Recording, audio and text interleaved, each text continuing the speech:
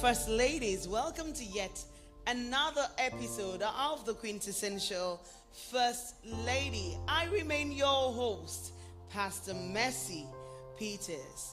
On the last episode of the Quintessential First Lady, I educated our mommies, sisters, and aunties on how to be called a quintessential First Lady by learning how to cook and knowing how to cook. But today, I'm focusing on you as a quintessential woman being interdependent, because many women carry the logo, I am independent.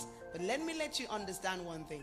There are many countries in the world who got their independence, but they still and are still depending on other countries for certain things. So first and foremost, what is interdependency? From my English dictionary, interdependency means being independent and also dependent. So this simply means depending on each other. So as a quintessential woman, you are to be interdependent and never dependent or independent.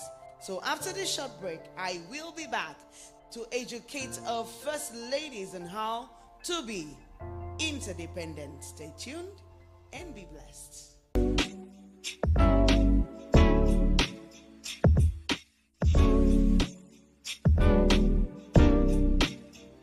Welcome back.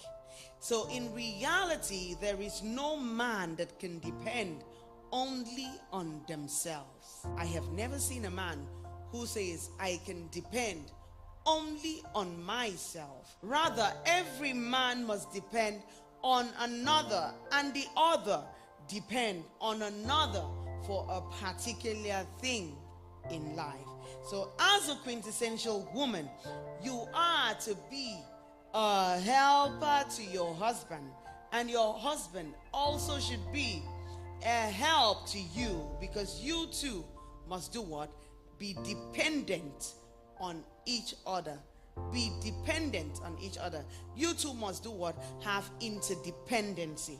Remember in Genesis chapter 2 verse 18, God knew it would be good that the man lives with a helper.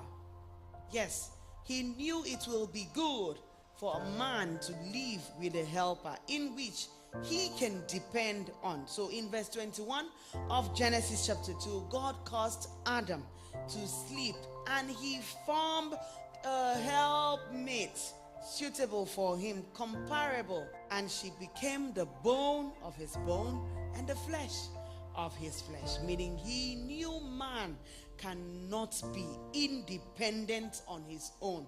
He knew man cannot do things on his own. So he created a helpmate that is suitable and compatible and will be a helper to man. So he gave man a dependent who will help him physically, mentally, emotionally, spiritually, and even sexually. Yes, I have heard many women call themselves alpha woman. I'm not saying it's bad, but I think you should choose not to carry that logo of an alpha woman, because you can never be independent completely in your life. I don't believe that there is any human on earth that can actually be independent on their own. Never. So rather, choose to be interdependent. Interdependent, that is both dependent and independent.